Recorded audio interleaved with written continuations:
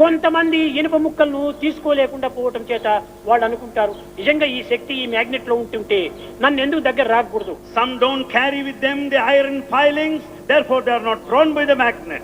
కాదు ఈ మ్యాగ్నెట్ లో శక్తి ఉంది, There is power in the magnet. కానీ ఐరన్ లో రస్ట్ డస్ట్ ఉంటుంది, అందువల్లనే ఆకర్షించుకుంది.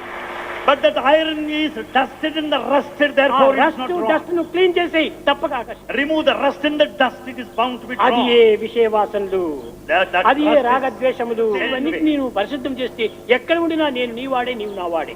If you cleanse and purify yourself, you may be anywhere, you belong to Bhagavan. ఎక్కడైనా ఉండును.